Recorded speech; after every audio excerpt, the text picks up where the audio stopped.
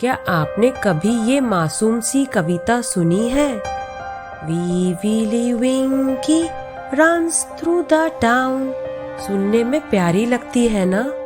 लेकिन अगर मैं कहूँ कि इसके पीछे छुपा है एक डरावना राज, एक सख्त चेतावनी और शायद एक रहस्यमयी रात का पहरेदार। आज हम जानेंगे वी विली विंकी के पीछे की डरावनी सच्चाई। वीडियो के अंत तक जरूर देखना, क्योंकि ये कविता उतनी मासूम नहीं है जितनी लगती है। पहले कविता सुन लेते हैं। Wee Willie Winkie runs through the town, upstairs and downstairs in his nightgown, tapping at the window, crying through the lock. Are the children in their beds? For now it's 8 o'clock. ऊपर से तो ये सिर्फ बच्चों को सुलाने की कविता लगती है, लेकिन जरा सोचिए, रात में कौन आदमी बच्चों की खिड़कियों पर दस्तक दे रहा है। इस कविता की शुरुआत हुई थी स्कॉटलैंड में, लगभग 1800 के दशक में।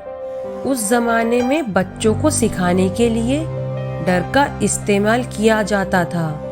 वी विली विंकी कोई परी नहीं था, बल्कि माना जाता है कि वो था रात का पहरेदार, यानी कि नाइट वॉचमैन, जो गलियों में घूमकर देखता था कि लाइट्स बंद हैं या नहीं और बच्चे सो रहे हैं या नहीं। लेकिन बच्चों के लिए वो बन गया एक डरावना चेतावनी वाला किरदार। अगर तुम नहीं सोए तो वी विली विंकी आ जाएगा, कुछ बूगीमैन या सैंडमैन जैसा, है ना?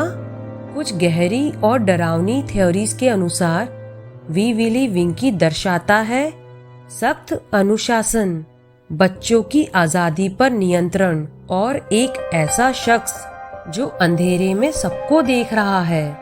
जरा सोचिए, 1800 के जमाने का एक बच्चा, ना बिजली, ना मोबाइल, ना टीवी, और फिर ये सोचना कि कोई रात में आपकी खिड़की पर दस्तक दे रहा है।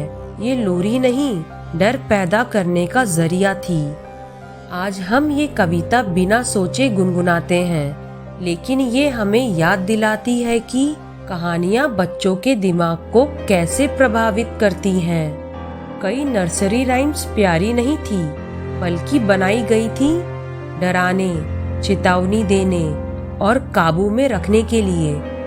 तो अगली बार जब आप वी विली विंकी सुने, खुद से पूछिए, वो बच्चों की रक्षा कर रहा था या उन पर नजर रख रहा था?